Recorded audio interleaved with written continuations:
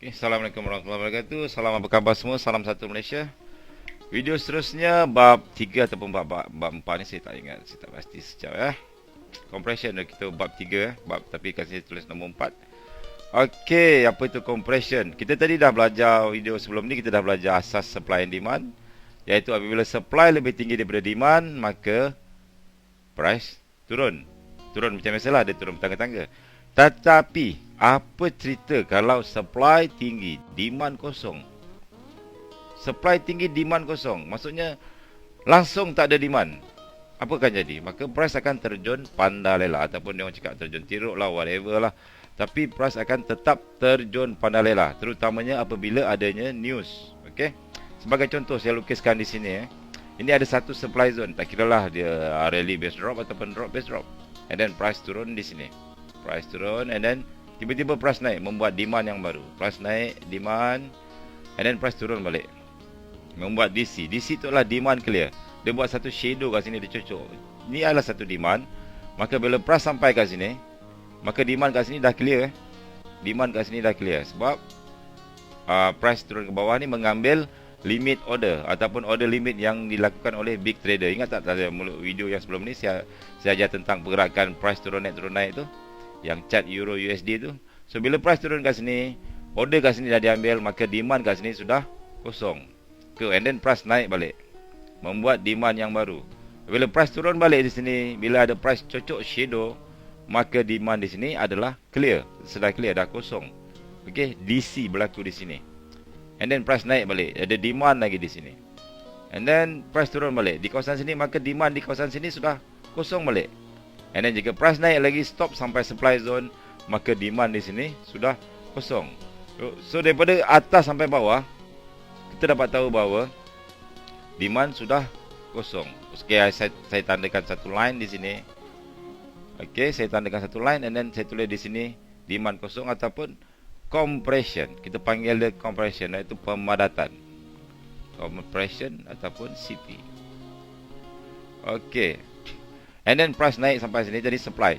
Dan kita tahu apabila supply tinggi lebih daripada demand, maka price turun. Tetapi kali ini demand kosong, apa akan jadi? Terutamanya apabila berlakunya news. Biasanya akan ada news di sini, news US dollar ke, depend lah. Saya akan tunjuk nanti dekat chart MT4.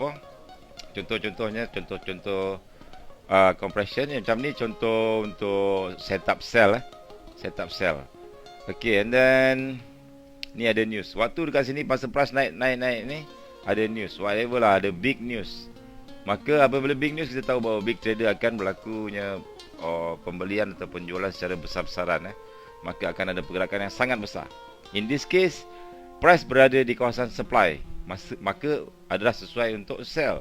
Dan bila kita perhatikan ke bawah ni, demand di sini sudah kosong. Apa jadi? Price akan terus terjun. Kenapa dia terjun? Sebab dia mencari demand. Sebab dia mencari contoh ada orang nak sell, mesti nak cari orang yang buy, betul tak?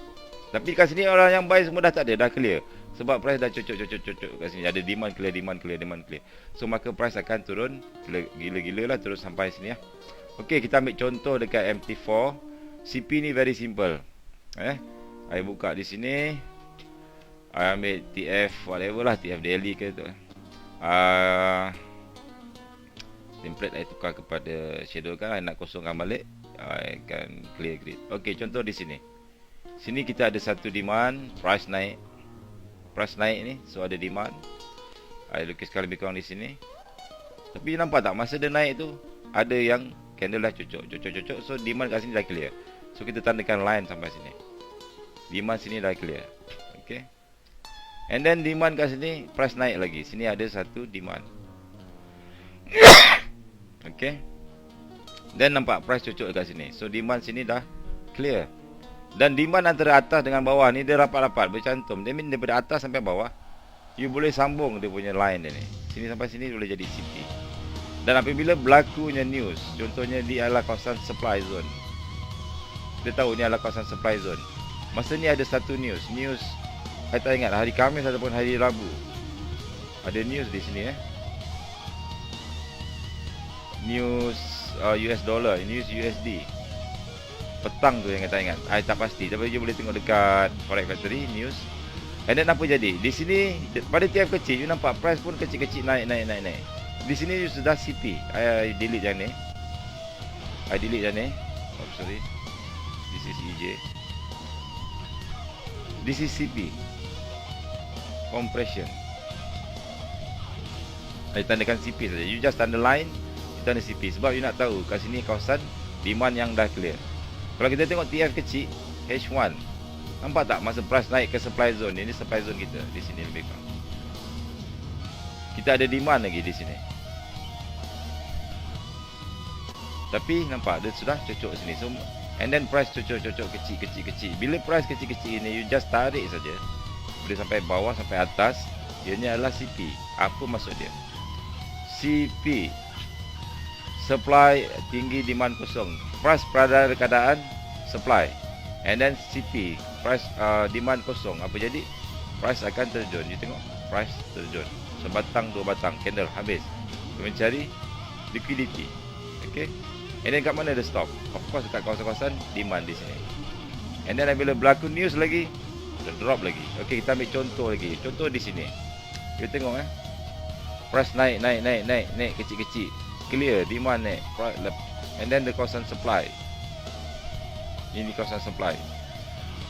Apa berlaku? Price drop. Drop and drop. Very easy. This one also sama. Tukar kepada H1 mungkin lebih nampak lagi. Ini bagi contoh EJ saja. You boleh tengok dekat pair-pair lain lah. Contohnya di sini. Di CP, price terjun. Ini CP, price terjun. Ini CP, demand dah clear. Price terjun. Okay, this one also CP. Nampak tak price dia naik kecil. Price terjun. Dekat mana price masuk? Ni sini kawasan gap. Gap boleh consider sebagai supply. Alright. You nampak ni CP turun bawah, price naik atas. This is also CP. Setup CP buy and then price naik. Bram, ada news kat sini. Okay. I ambil contoh EU pula. Euro USD.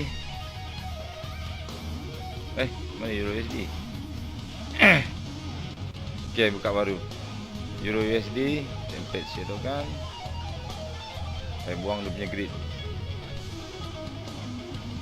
Alright. Ni nampak ni sama tadi pattern dia. This is CP.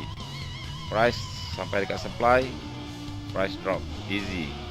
This is CP. Jadi kalau you tengok kat mana-mana, you tanda, you cari mana-mana CP. Okay. Ni pun CP. Pair EJ dengan EU ni lebih kurang sama. EJ dia ikut EU saja. So I nak cari pair lain lah. Pair yang whatever it is. I guna gold pula. I cari setup sell saja. Setup buy pun sama ya. You just balikkan saja. I buang punya grid. Kita tengok price CP. This one CP. Apa jadi? Price drop and just drop turun sebatang. This is CP.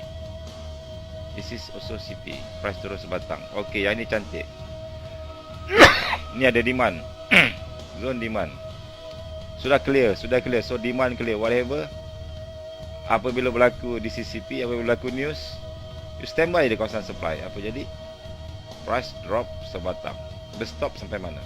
Sampai zone demand. Demand yang terakhir yang belum clear. And then price CP drop lagi. Okay, macam tu je. Pusing-pusing. Okay, kita cari setup buy pula. Setup buy sekarang dekat UJ, you tengok. I clearkan, I guna template shadow kan. Kalau boleh you guna template shadow kan, properties. Bukanlah, maksudnya template yang cerah, background terang.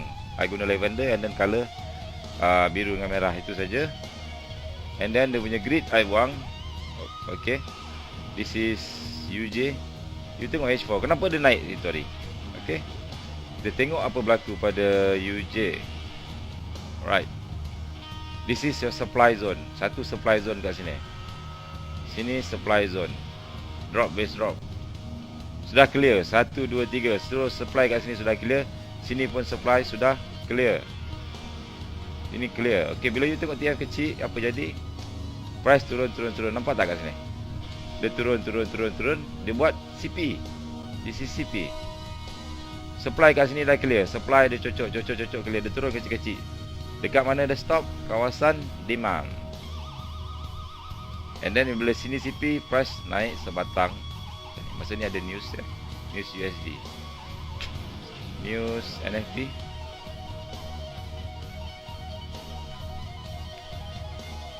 Okey, kita tengok kat sini. Banyak lagi. Ini si pun CP ya. Price CP, price drop RAM. Ini pun CP. Price drop sebatang. Prap turun sebatang. CP you tengok banyak. Ini pun CP you tengok. Very clear. Supply clear supply apabila news sampai kawasan demand dia naik, bam, stop sampai kawasan supply. Gitu saja. Turun naik tapi bila ada CP satu bonus. Contohnya macam di sini. Sini ada satu CP ya. You tengok kita buat satu demand sini. Ini contoh yang cantik. And then ada satu shadow cocok sini. So demand sini dah clear. And then price naik lagi, kawasan demand lagi. And then di sini ada satu shadow lagi. Di sini kawasan zone supply. Masa untuk kita sell. Bila price sampai kawasan zone supply, dia terjun sampai clear. Ni turun, dia clear. Dia stop sampai mana? Sampai last demand. Okay, sampailah order Mamat ni cukup. Alright. So, itu saja compression, very easy. See you next video. Macam mana saya ajar, macam mana nak entry kita punya strategi. Okay, salam.